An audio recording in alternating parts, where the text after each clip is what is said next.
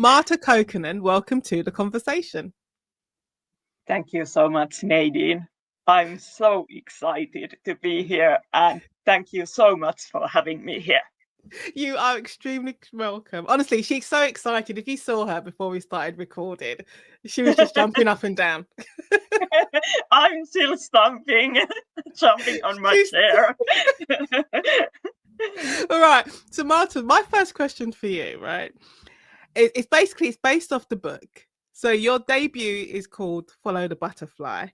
And in the book, we're in the mind of a serial killer. So my question's going to follow, because we're always told, like, the number one advice for writers, especially when they're starting out, is to write what you know. But I'm thinking, you know where I'm going. So we're told to write what we know, but like me, I write about serial killers. I'm not a serial killer. I haven't even met one, as far as I know. So how did you put yourself in the mind of a serial killer? I'm just thinking here, should I tell you all, is any Finnish police officers listening to this podcast of yours? Should I make a full confession of all my crimes? Or should I just say, no, I have invented, everything is only my imagination? Were you interested in it before, though? Like, where did it come from?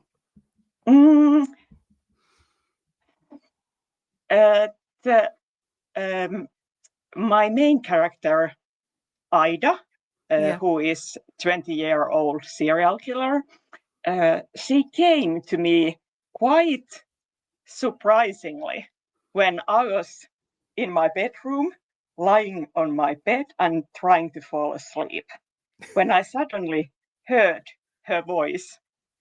And she told me the first few lines of my book. And because you are an author, writer also, you know that books are getting heavily edited and they change shape.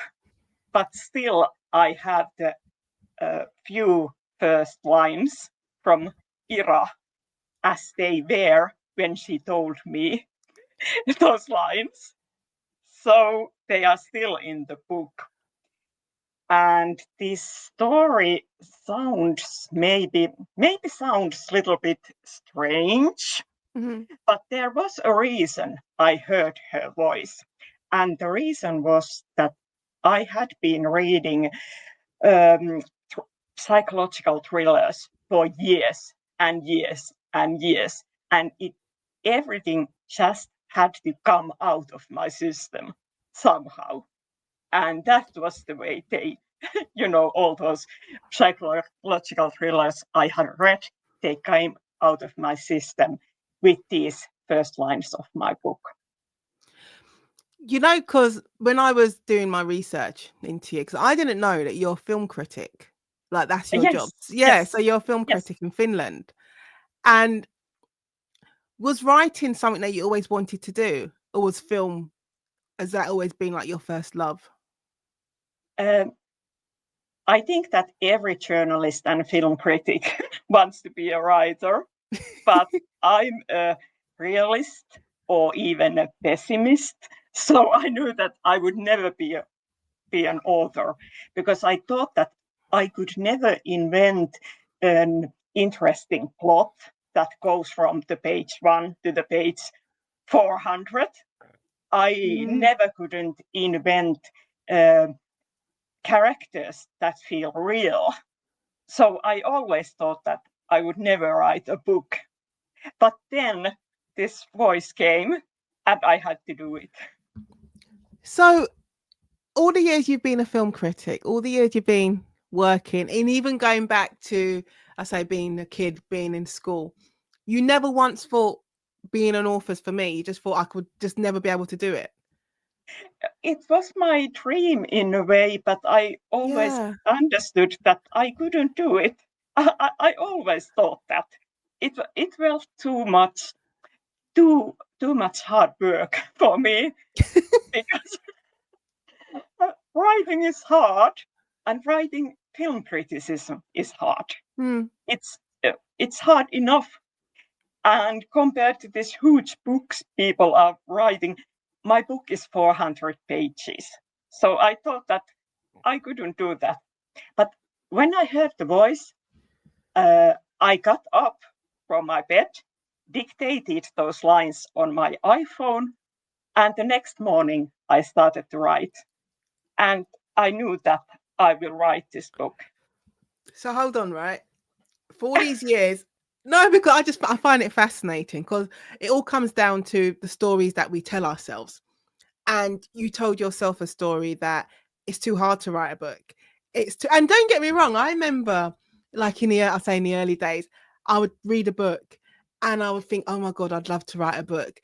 And then the next sentence in my head would be, well, how would I get from page 1 to, as you said, page 400? It's like, how am I going to fill out the middle? How am I going to craft a story? How am I going to create interesting characters? All of that can seem My thoughts daunting. exactly. Yeah. My thoughts exactly. Yeah, so I understand it, but then I find it fascinating that you could be telling yourself all these stories for years, do a completely different, I say a completely different career, still in that creative field because you're still writing, but then you hear a voice during the night, and then you set up and you record it into you dictate it, and then off you go. And then when I started, it was really, I knew immediately that this will be a book, and it will be a book that I would have myself always wanted to read. That was my goal. I didn't think about any readers or publishing houses, the industry at all. I was thinking about writing a book for myself. I think that's one of the most important things to do in the early Yeah. days, because I can't remember what I was doing, whether I was listening. I know I was listening to someone yesterday. I was watching a video, and I think it was Harlan. I've forgotten his last name now. Kokkonen. Yeah, him. Yeah. His last Yeah. name got out of my head, and he was talking about writing to trends because psychological thrillers.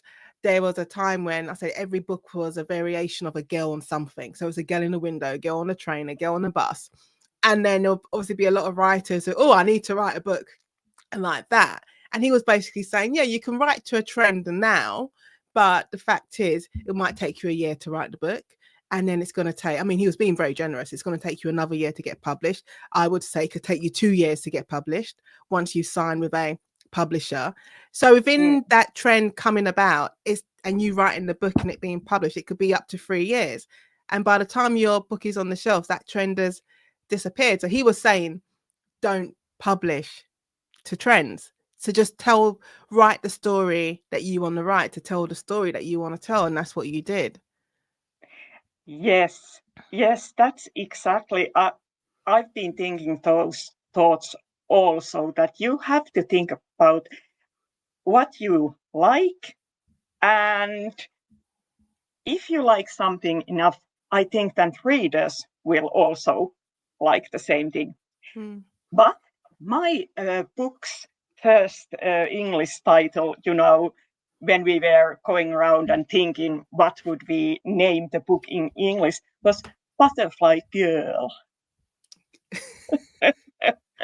Who changed? Yeah, who changed it? Who changed it to follow the butterfly? It was my agent, who doesn't work as an agent anymore, but she invented this follow the butterfly because she thought that follow is, forceful, imperative. Yeah. So it's better than Butterfly Girl. Weren't you ever surprised? Because as I said, you've been telling yourself this story for years that you can't write. Like, there's no way you can start a book and finish a book and fill those missing pages in between. So were you surprised when you sat down and found yourself writing this novel and telling this story? Because I think it would surprise me, especially when you get to the end. Yes. I was very surprised. And also I didn't tell anyone that I am writing. The only person who knew about my writing a novel was my husband. I didn't tell a soul. I didn't tell any of my friends. So I only told them when I got the publication, the deal to publish the book. And before that, I did it in secrecy. So it was a huge surprise for everyone, but mostly myself, of course. What did you tell yourself when you wrote the end? Because I remember, like, the very first book I wrote was, God, I think way back in, I can't remember now, 2004, 5. I wrote this book and I've been writing it for years. And I finally wrote the end. And that moment of, oh my God, I've written a book. Was it the best book in the world? No. I'm under no illusion. It was not the best book in the world at all. But I think it was just about getting used to using those muscles. And then, I don't know, getting used to, putting myself in, sitting there and actually finishing something and completing it from beginning to end. But that moment of, oh my God, I wrote a book. Did you have that moment? And when you hold it in your hand, you have No, to but believe before it is true. yeah, but before you even get there, before you even get to, doing your unboxing video, when you've just written those last words on the screen, and I said for years you've told yourself, well, I can't do this. So what was that moment like for you? It was a huge moment because it took 4 years to write the novel. 4 years? And 4 years. Because I do it, I was working at I don't work as a film critic anymore. I stopped a year ago, but then I was still working full time and writing on evenings and weekends. So it took 4 years, and I was 45 years old when the book came out. So quite old for a debut author. I'm shaking my head, right? I'm saying no, it's not too old, because I did this, not that I did this thing. On my Substack, I have like another mini podcast called The Pivot.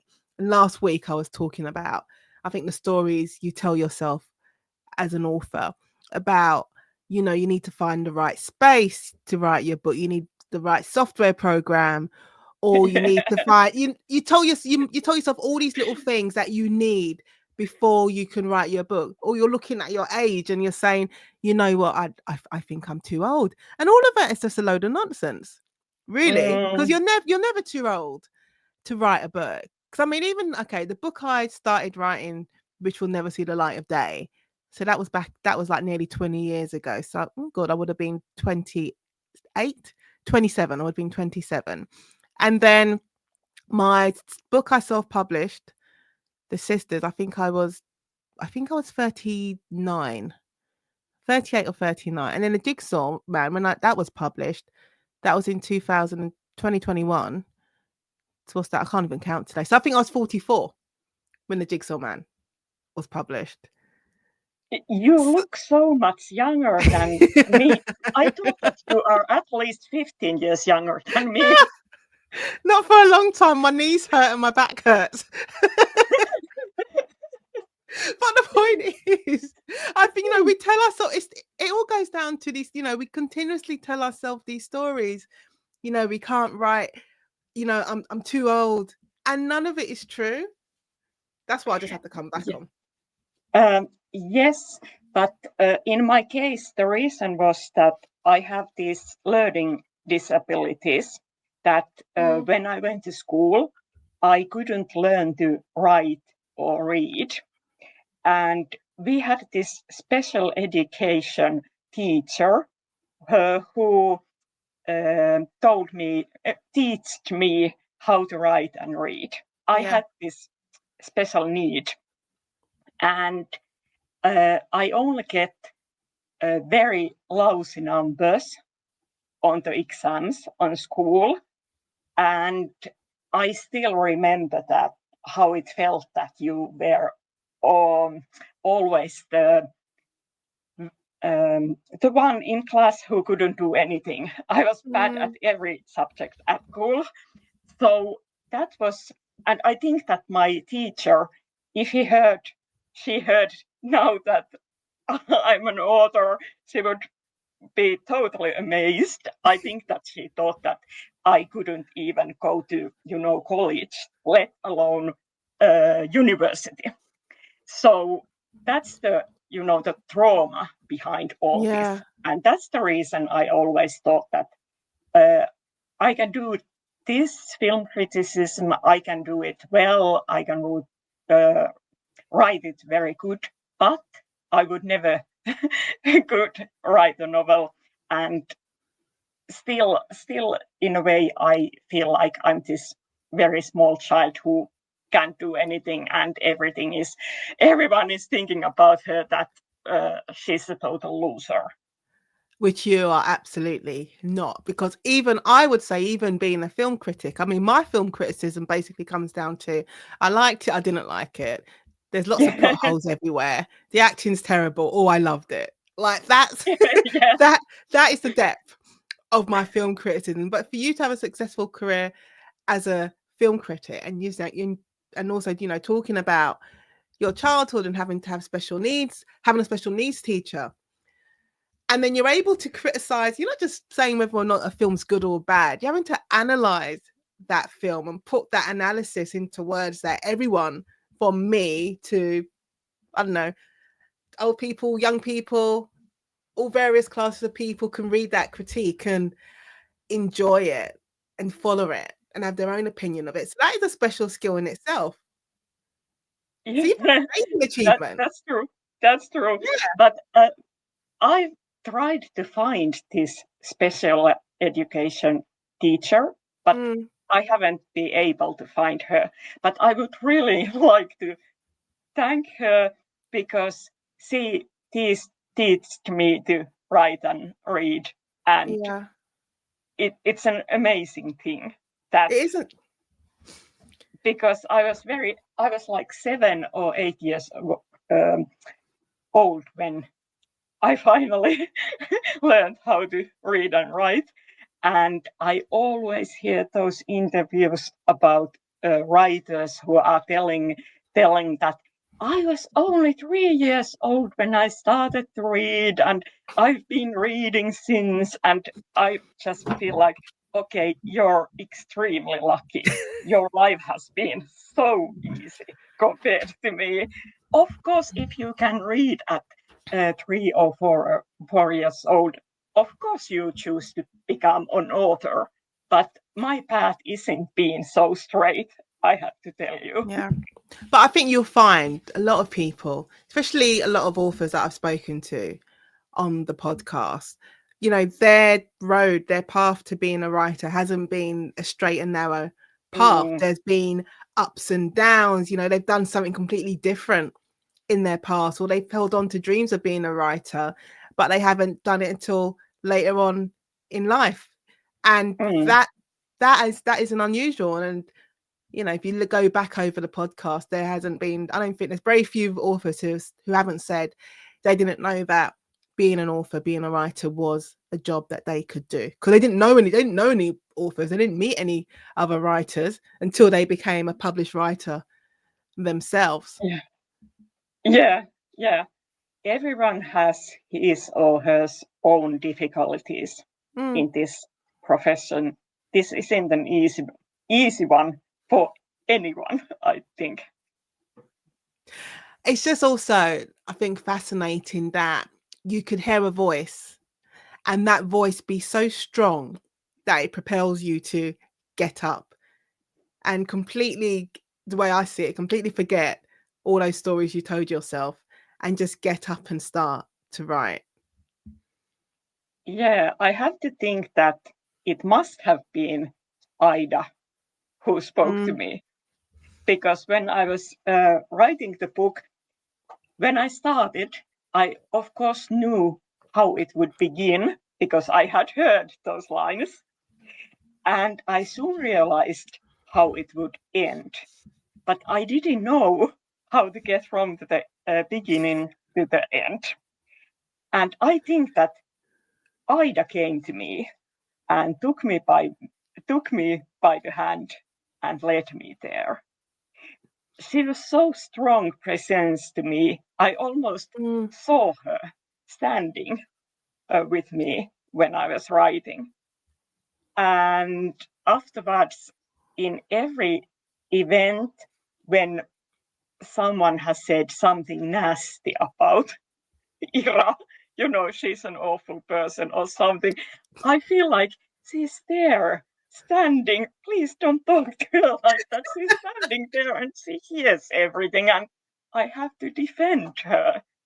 So it has happened many times. But you know what? It's a good thing when readers have such a strong reaction to a character, because that means you've done something right. That's true. That's true. Because I was going to ask you what came to you first. Was it whether it was the character, or whether it was a scene that you saw in your head, or whether it was a piece of dialogue? But you've already answered it, because you said you heard her talking.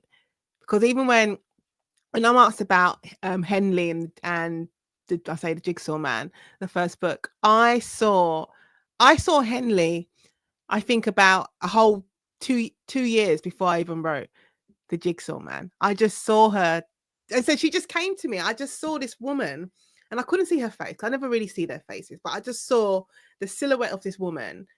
I always said, standing outside Boots on Lewisham High Street, staring at Lewisham Police Station. And I knew she had to go in there, and I knew she worked there, but I also knew that she suffered some kind of trauma, and that she was returning back to work after a period of leave. And that's how she came to me. And she was just hanging around for 2 years until I found a story to put her in. So it's amazing how characters can come to us. I didn't hear her, but I saw her. But you heard Ida. Yes, it's really weird, but it's also very clear when you think about that. I had been reading those psychological thrillers so much, so everything came from my subconscious, I think.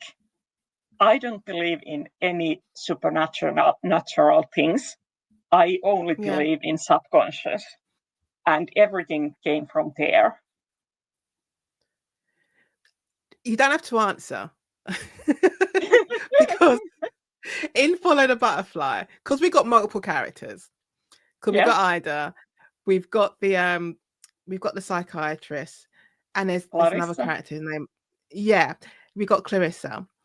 And because we've got a serial killer going through therapy, I mean, I'm minimizing it, but that is like the basic tagline: can you cure a serial killer? Did you ever have any therapy so you can have that understanding?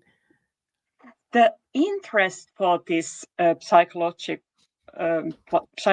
and therapy came from that one of my relatives was a psychologist, specializing in children and young adults.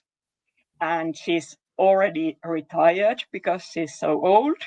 But that was the reason I got interested in these things in the first place. And when I was young, I even thought that I could study psychology in university. But then I went to the library and I found the first book you had to read if you wanted to study psychology. And it was like 1,000 pages long. And it was about structure of the brain. So I quickly slipped the book in the bookcase and thought, no, this is not for me. I studied psychology at A-level, so from the ages of 16 to 18.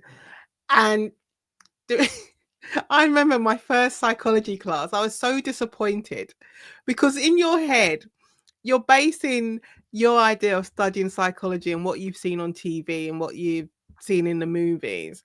And I'm not saying I thought I was going to be sitting in a room with Hannibal Lecter, like, or an equivalent of Hannibal Lecter. But I think I wanted to go straight in at the deep end, analyzing Yeah, people's minds.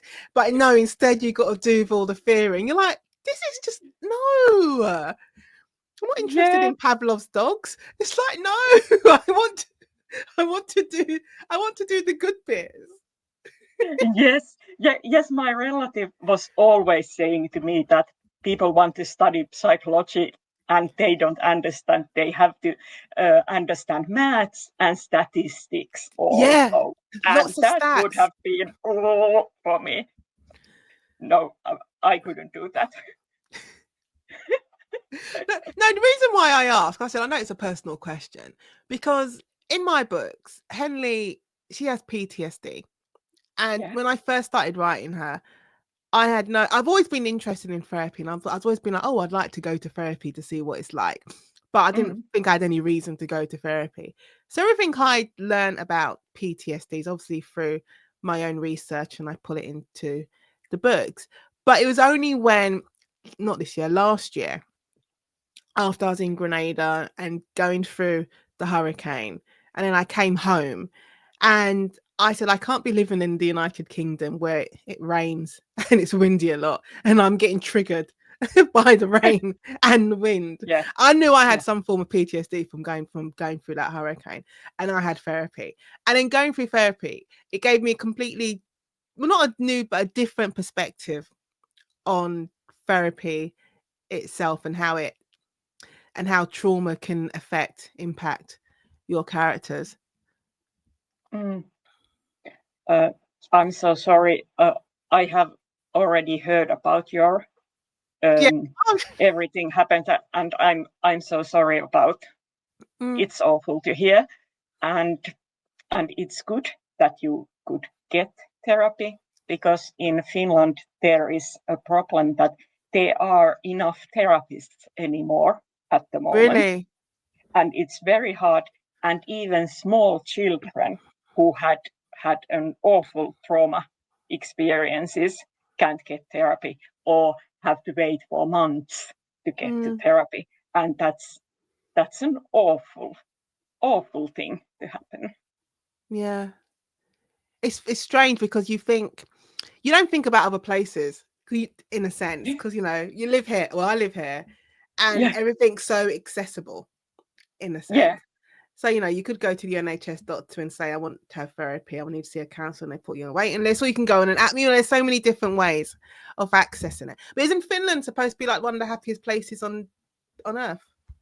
Uh, that's true, but there's a huge paradox, because Yeah. in a way it is true, but in a way uh, we have mental health issues, we have suicides, we have all kinds of troubles, and I always think that Finland is the happiest place for happy people, but not so happy place for poor people, unemployed people, or sick people, etc., etc. Such a good way of looking at it because I think, people, we can just fall in love with the headlines. It's like life, Yeah, a lot of things in life. People they don't read beyond the headlines. So they see the headlines and go, oh, that's amazing. That's a good thing to know. Or that's a terrible thing to know. But they don't I read want to move to behind that. Finland. Yeah. And, it's only now you're saying it's like, well, yeah, it may be happy for me, but what about the other person who's going through so much? That happen it's not happy for an unhappy person. Yes, and of course, because Finland has been the happiest country so long, it has won this title for Yeah. many years. And every time when it's announced that, okay, we are just the happiest country again, I always think that how it feels for people who are not so happy, poor Mm, people, to read from the papers again and again. Okay, I'm not happy. I should be happy because I live here in Finland and this is the happiest country. Like, it's always makes you feel even worse if yeah. if everyone else has it good and you are the only person who is suffering. So it's the same situation here, I think. I don't know what, I'm not stunned. I am stunned maybe in a little way, because I just never thought of it before. And I say it's a condition of human beings that we can get blinded by the headlines, and we Yes. don't look beyond it. And of course, because you haven't been to Finland, have you? No, Of course, you don't know. If you read I this, have no this line, idea. of course, you think that great because it's a well, welfare state. Of course, it's the happiest place. It's so easy to believe in this headline, and I'm saying that it is also true. You know, for some people, it is true. Yeah, but for a lot of people, it won't be. Yeah, yeah. There are so many troubles also, but also many good things in Finland, like in any country. So it's I don't know if I like this whole idea to put countries in a order of which is happiest and which is worse. I don't know what is. It's good for the if I mean, it's good you for want. tourism, but Yes, I was just going to say that that's but good. I suppose it puts pressure on people, because then I suppose it Yeah, puts a pressure on you to be something that you're not. Because if you're not happy and yes, bouncing and jumping up and down all the time, but then the newspaper headlines are saying, no, you should be because you're living in a happy place, it yes, puts the yes, pressure on you. yes, that's true. And if you're unhappy, it feels even worse if other people are happy around you. So I'm going to ask you a question, right? Because we keep going, okay, we keep going back to Ida. I know I keep saying I'm fascinated by it, but I just think it's just amazing how characters can come to us, and how some people can hear a voice. Some people, I said, some people will see a scene. Some people have plotted out a whole book in their head before they've even sat down. So, bearing in mind you haven't written anything before, and I'm reading the opening lines from Follow the Butterfly, and it says, so title heading is Ida. That's the chapter heading, Ida. And then it starts, there was too much blood in the room. No, I hadn't covered the walls with Beatles lyrics scrawled in my victim's gore like the Manson family, but there was an enormous stain on the rug. It wasn't heart-shaped, but the kind of stain that anybody taking an ink block test would describe as a butterfly, because they didn't have the guts to say it looked like a vulva. So that's the opening paragraph of Follow the Butterfly.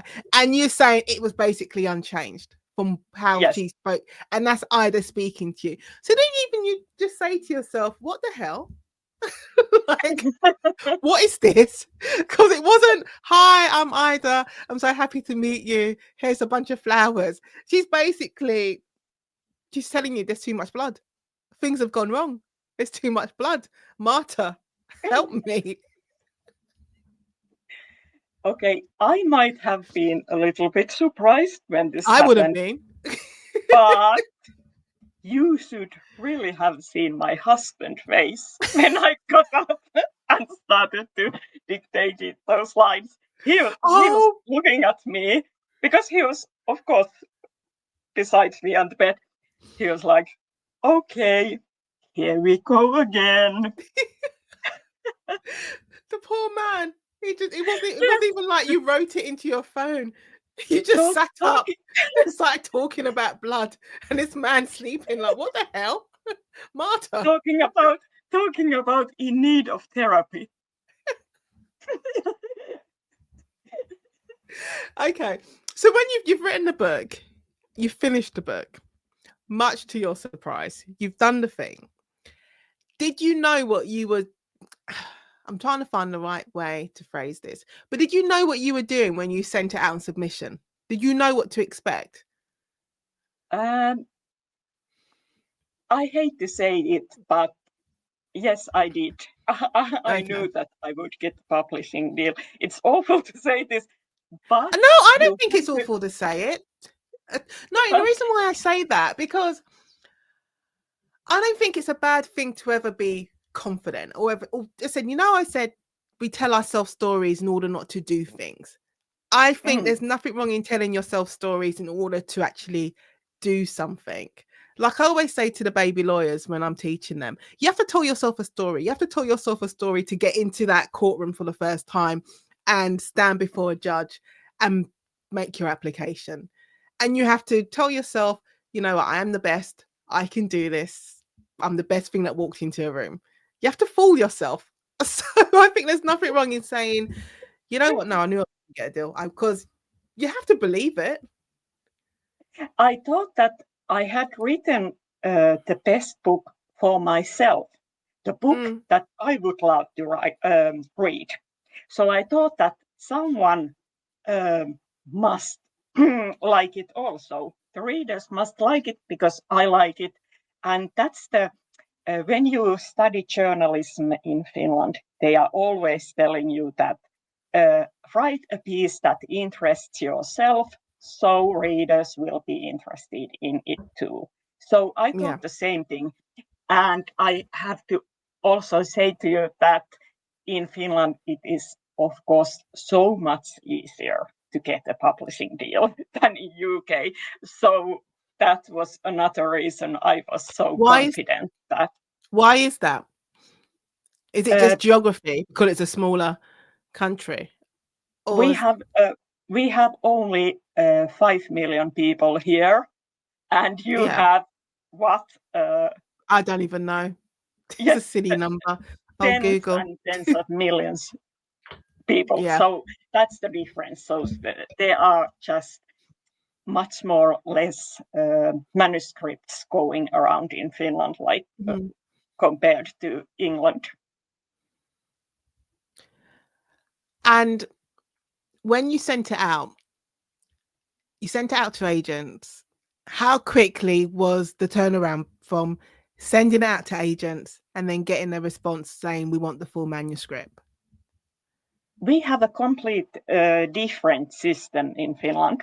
We don't have any agents for manuscripts in Finnish publishing.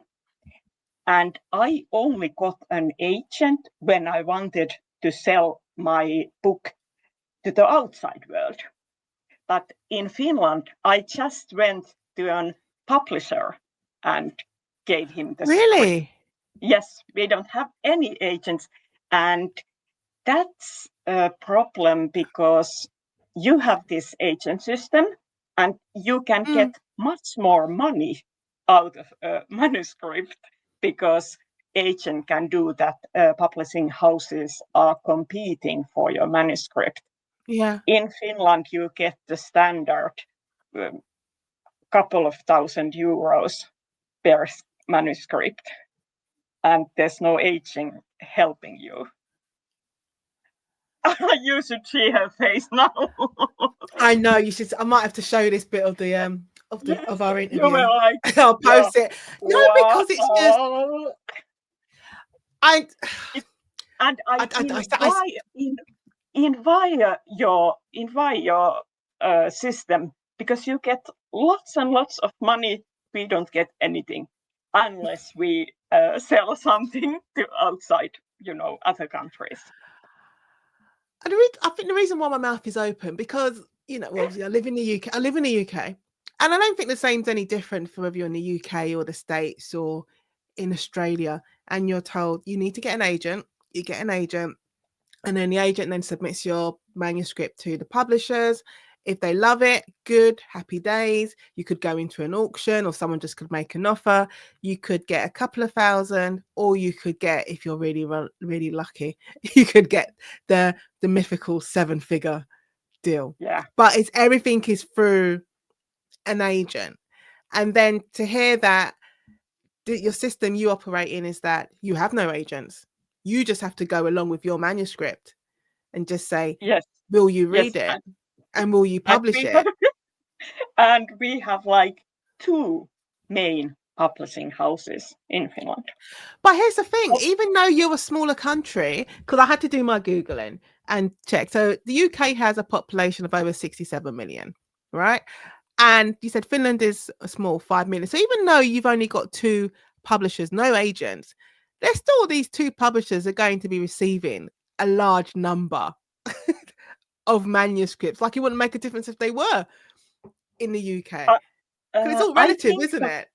I think that Finnish publishers are having like 300 manuscripts per year. I think this is very, very small number. I think that you must have thousands. Well, easily. I'm sure if I spoke to my agent, that he would say he could easily probably receive 300 in a month. I wouldn't be surprised. So, but my novel went to auction only when they sold it to Germany. Right. So did that experience then? Well, first, it's 2 questions. Did that experience surprise you? Because you've had to submit your manuscript to one out of 2 publishers, or maybe you submit it to 2 publishers, and then we go from that to you're now being, and you could tell me if I got the numbers wrong because they might have gone up. You've been sold in 12 other countries, and now you've been 15. I knew I'd got it wrong. 15 countries, and you've been adapted. Your book has been optioned, so it's going to be turned into a TV show. So I forgot what my other question was now. But one is it a surprise when that happens? But 2, how are you then prepared for that? What do you mean prepare? Like how do you prepare for such a drastic? You're just in Finland with your 2 publishers, and then you go outside Finland, and it becomes this, this beast. Yes, it sure is beast, but you can't really prepare for that at all. It was a huge shock after everything happening so quickly that Germany wants to buy your manuscript, then your England, America, Audible, and so on. And it's all happened in a couple of months. It was quite, it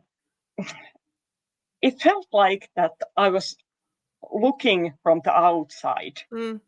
It felt that I was looking from the outside, my book, and all those things started to happen, and I didn't realize they were talking about my book or me. It just felt totally surreal even. Yeah. No, I understand that, because I've said it loads of times. I should have it written down somewhere.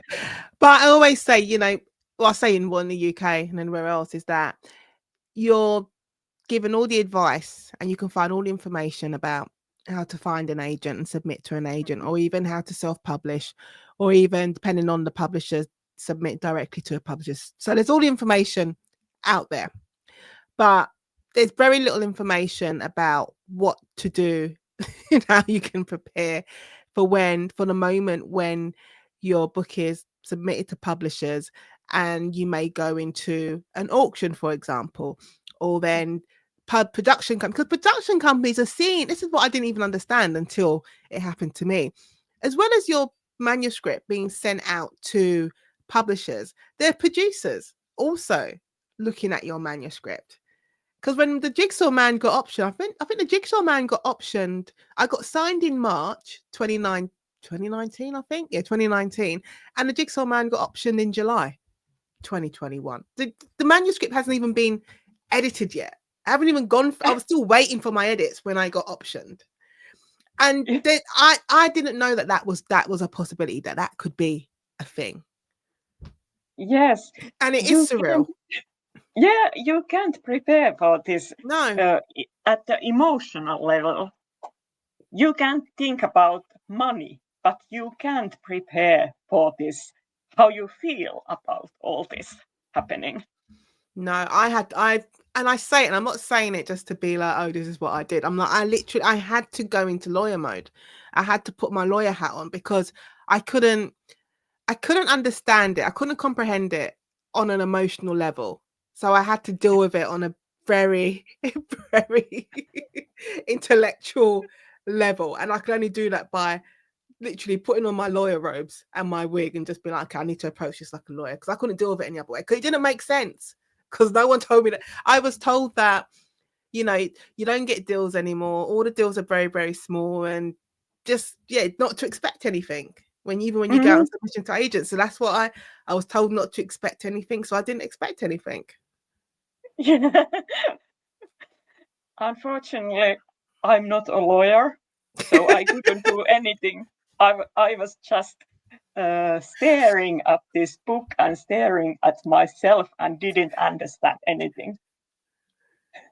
What was it? What was your experience? I'm watching the time because I could talk to you forever, Marta. But what was the experience like for you working with a translator? Because now your book's, it's been sold in 15 other countries, and obviously you're gonna have your US. I'll say your US and your UK editions are going to be totally different, because even when I work with my US editors and the copywriters, there are things in terms of language that they'd want to change. So what was the experience like for you working with translators? I had a great experience with David Haxton, who translated the book from Finnish to English, because I had been reading American and British psychological thrillers, and all my idols are from England or USA, Gillian Flynn, Paula Hawkins, etc. So when I saw the book in English and I read it through, it felt like this is the real book, not the Finnish edition. Yes, because in a way I feel that I've written. So you have read my book. I have to ask you this: do you think it's a British book or a Finnish book? See, the only reason why, oh God.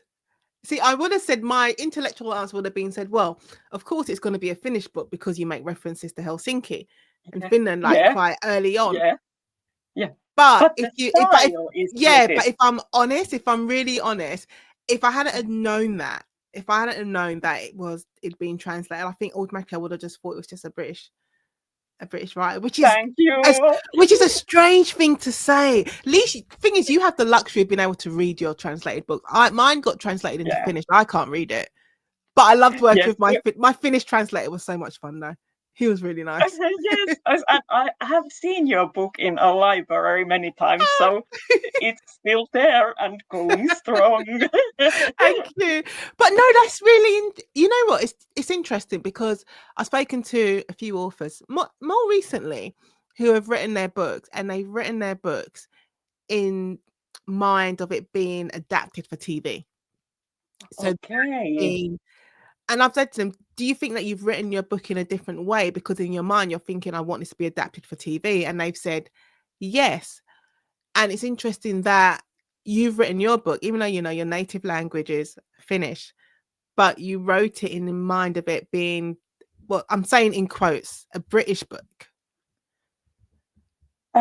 Maybe I didn't have this in mind, but when I read the English edition, I understood that, of course, it had to be translated in English.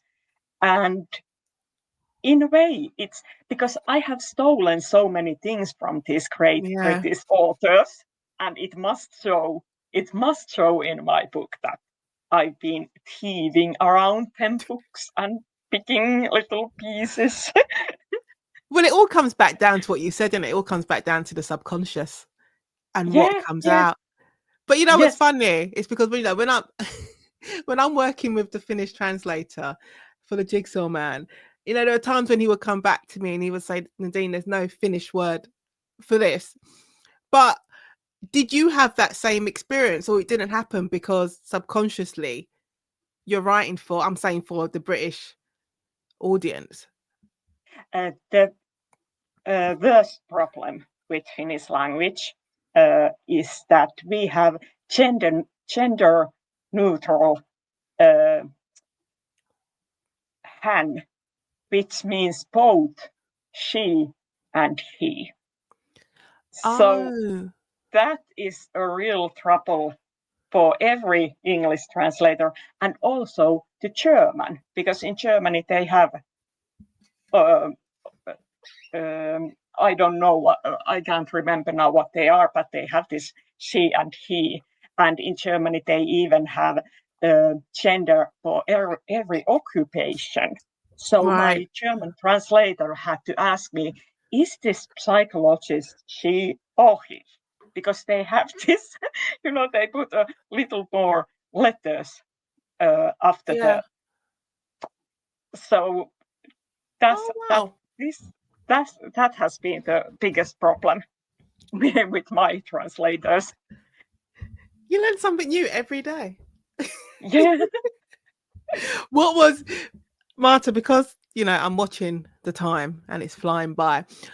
What was your reaction when you found out that you were being well, not that you're being picked, that you're being selected for the Harrogate New Blood panel, the critics New Blood panel last year? Okay, I have a confession to make. I'm not Okay, confessing to any I'm all murders here. yet, I'm all but here for confessions. Go ahead. because I heard I was overjoyed that Yeah. I can come to this festival. But you might remember when we met the first time in the Harrogate program launch in London in Yes. May. Yes. And I told everyone that I'm going to the New Blood panel, and everyone jaw just dropped. Everyone was so shocked.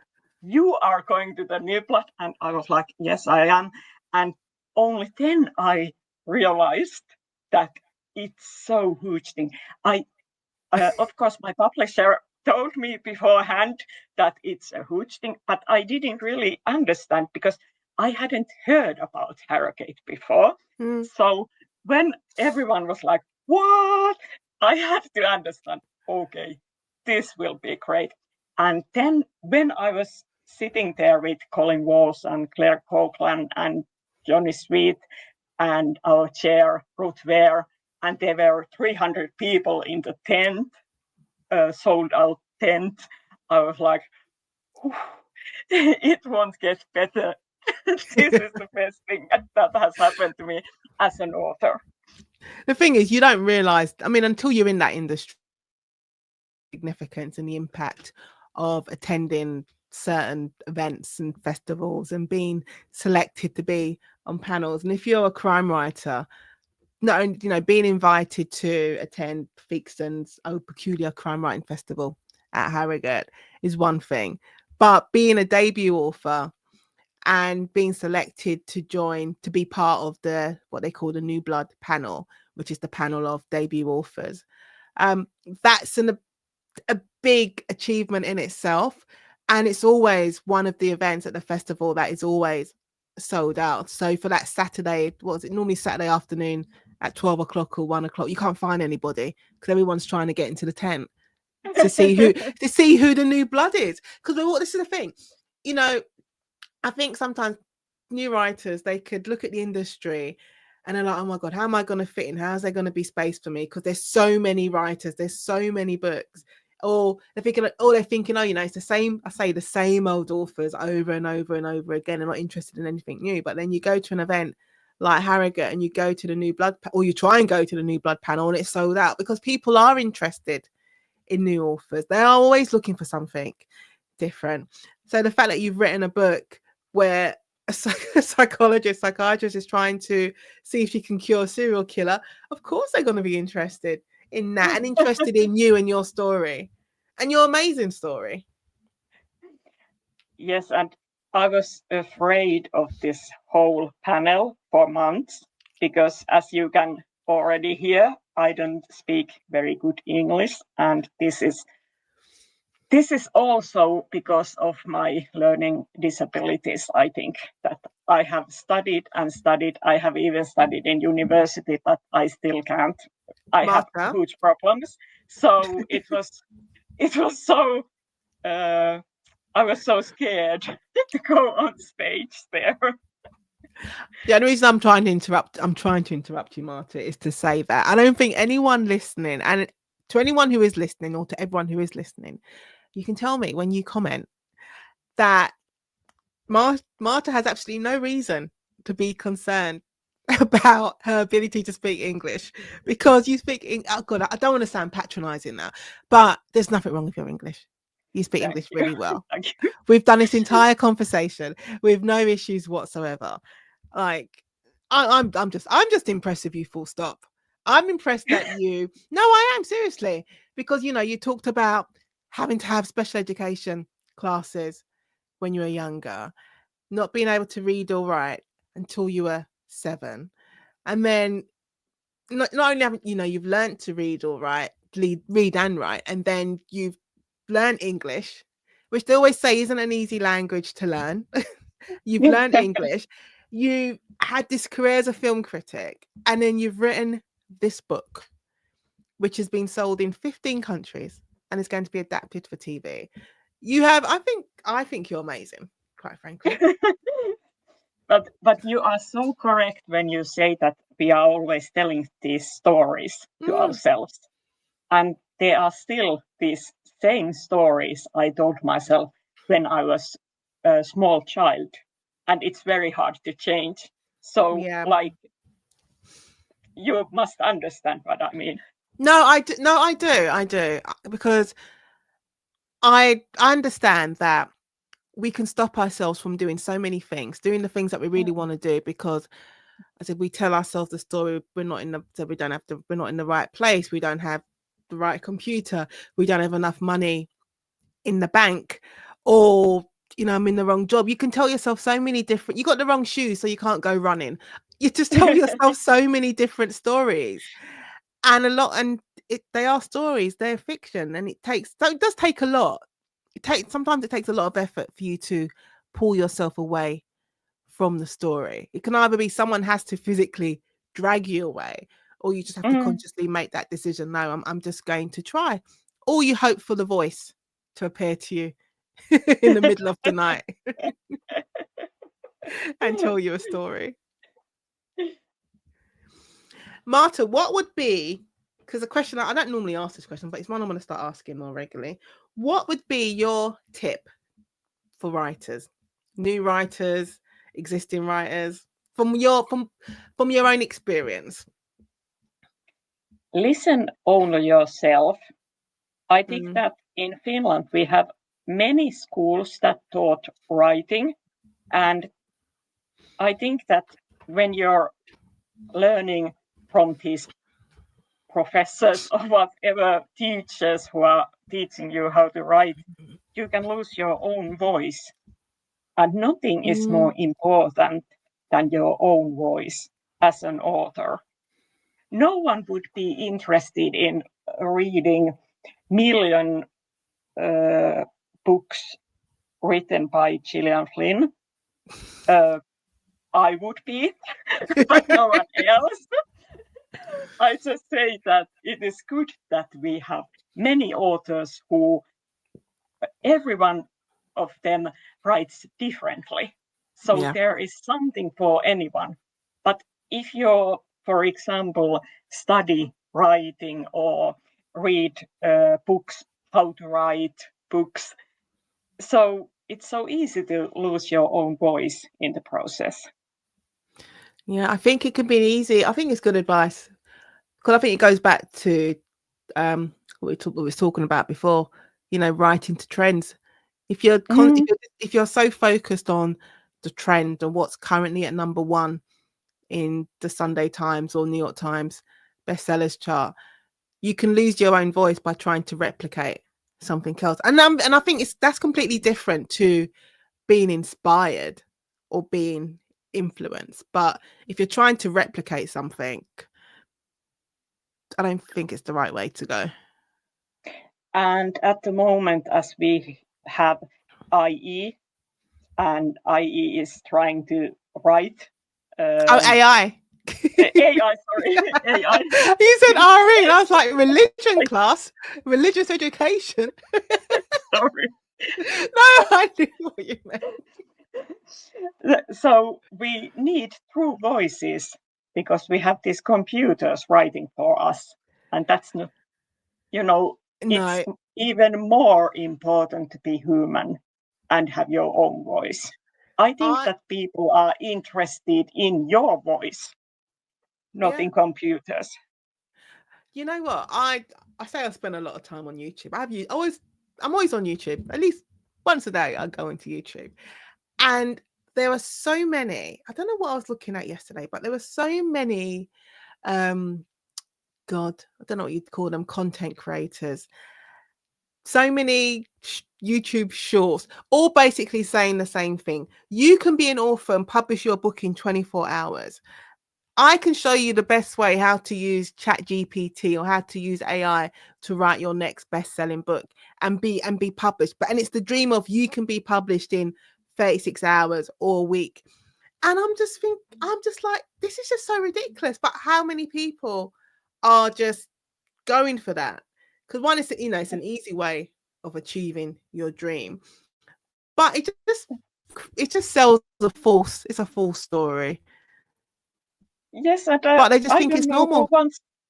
who wants to read a book written with I can't Oh my God. remember. When Yes, ChatGPT first, yes, that's sorry. awful.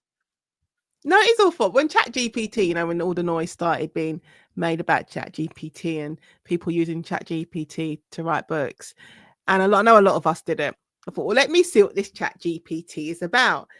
And I did the whole, I want you to write a book based on X, Y, and Z in the style of Nadine Matheson.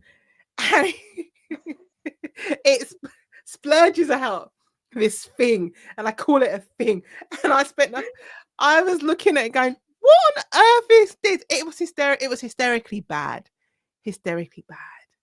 But it's a lot of people just looking for an easy option. I think that's the problem. Is that there are people who they want, they see the journey, they want to be a writer, and they're looking at the books on the shelves, and all they're seeing is the books on the shelves. I'm not thinking about the work in order to get there, and they want to avoid that.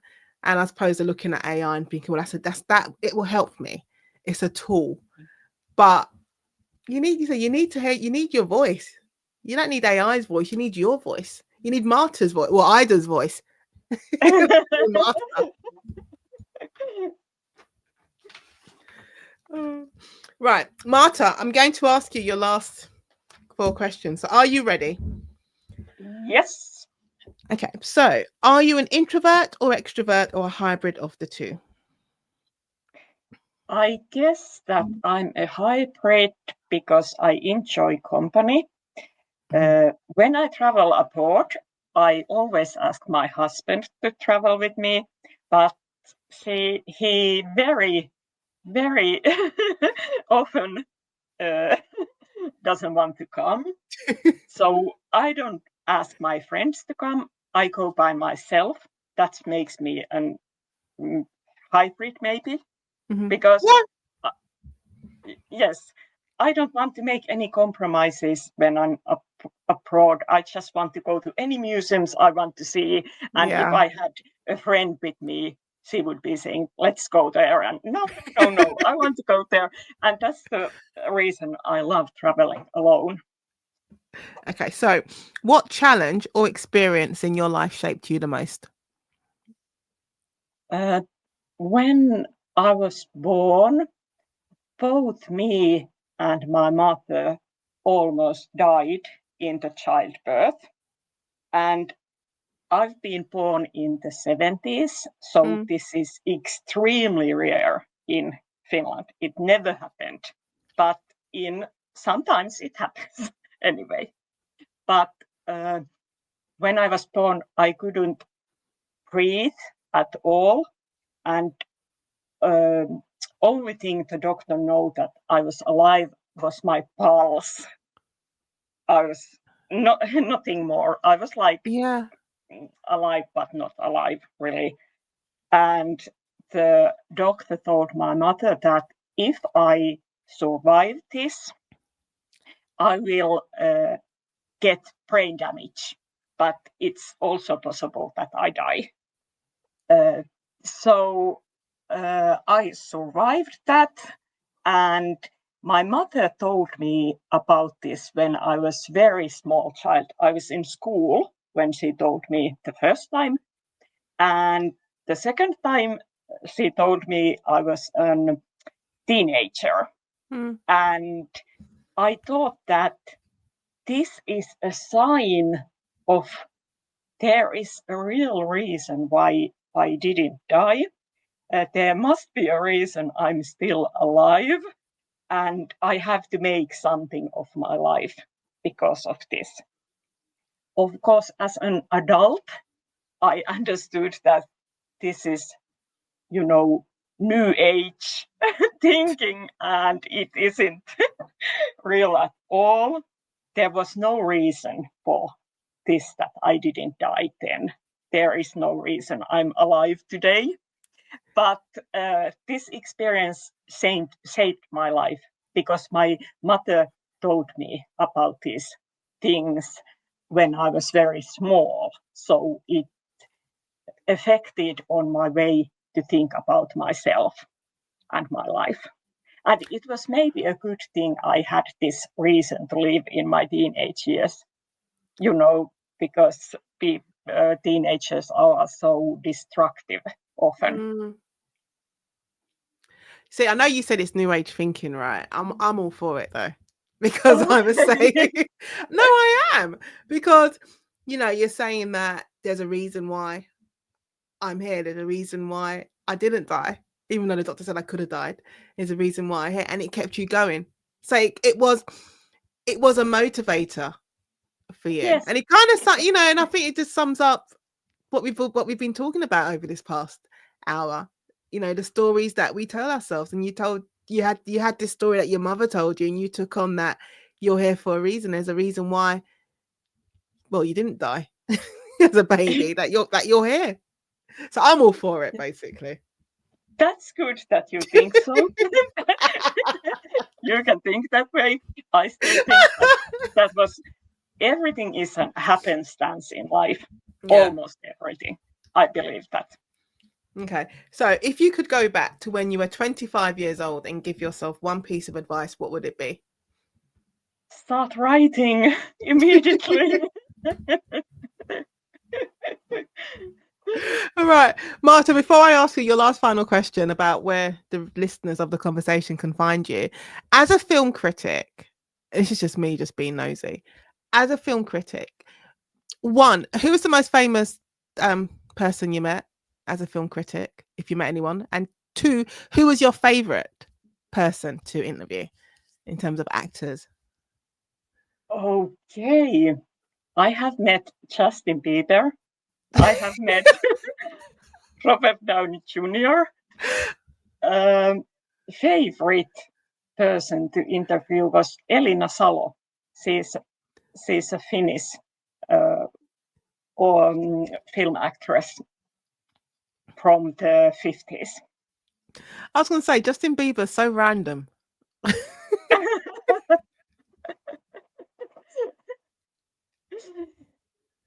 Okay. It always feels so good to name drop. A name drop is good. I'm all for a name drop. Yeah. Okay, and finally, Marta. Oh no, before we even do that, because we've been talking about Follow the Butterfly all throughout this interview from the very beginning. Can you tell the listeners of the conversation about your debut, Follow the Butterfly, and then also what's coming up for you next? Okay, so Follow the Butterfly tells the story of Ida, 20-year-old serial killer, who realizes that she has murdered so many men that she will get caught. So in Finland, we have this get out of jail free card, known from Monopoly game, that if you are under, mental stress, when you do the murders, you don't go to jail, you go to mental institution. Okay. And so Ida decides go to therapy to get this card, to get the pass for jail and go to mental health institution if she gets caught. That's the premise of the book. I love it. Get out of jail card. Serial killer's monopoly. And what is next for you? What are you working on next? I'm writing the third part of the Follow the Butterfly series already. Oh, you're already on book 3? Sorry? You're already on book 3? Yes, I am. What's book 2 called, and when's book 2 out? I'm not sure, because my British publisher Pushkin Press is going to publish the pocketbook version of Follow the Butterfly at 16th of March. Oh, the paperback, yeah. Yeah, paperback comes then, and after that comes the second book, but I don't know yet when it will be published. Do you have a title, though, for the second book? Meet Me in the Darkness. And but how did it feel to write book 2 and book 3 in comparison to book 1? Because they always talk about second book syndrome. So what was the process like for you? It was like there were many problems, but the problems were totally different compared to the first one. Because when you write the first book, you are thinking about, can I get the publishing deal? Does anyone want to read it? Can I do this? I haven't written a book before. Can I do this? But when you write the second and third book, you already know that, yes, I can write a book. So it's much easier. And of course, the problems are different because you are thinking about, does this foreign publisher want to buy this book? Yeah. And when you write the first one, you are not thinking about foreign publishers or options or anything like that. You are just thinking, can I do this? Yeah, I always say there's a different pressure on you when you're writing the second, third, fourth. As long as you're in a contract, it's a different pressure. When you're writing that first book, you said, you're writing that book for yourself. So you may be thinking, oh, will I get an agent? Will I get a publisher? It would be nice for these things to happen. But you're writing that book for yourself. The next books, you're writing for a publisher. You're writing under a contract. Someone is asking for that book and there's a deadline and you're not going to get paid until you deliver. So there's all these things. And then I remember when I was writing the second book, because I was starting to see the reviews for the first book, they were coming through. And then I kept saying to myself, well, can I do this again? Can this second book be as good as the first book? So it's a completely different pressure that is imposed on you when you're writing under contract. Yeah, that's true. And I hate to think that when I'm writing my 10th book or even 12th, and I'm still. I don't think it ever goes away. But before I let you go, what was that feeling like when you held your book for the first time in your hands? Oh, it was such a relief, because you realize that it's finally here. It's finished. It's over. It was pure relief for me. I think you've done brilliant. Honestly, I'm so impressed by you. I think you've done brilliantly. You really have. Thank you. So, Marta, where can listeners of the conversation find you online? I'm still on Twitter, and I'm so sorry about that. And I'm on Instagram, Facebook, and LinkedIn. I will put all your social media handles in the show notes, so you'll be able to follow Marta and buy your copy of Follow the Butterfly. So that just leaves me, Maarta Kaukonen, to say thank you so much for being part of the conversation. Thank you so much. We had such fun times. And I hope the listeners have too. I think they have.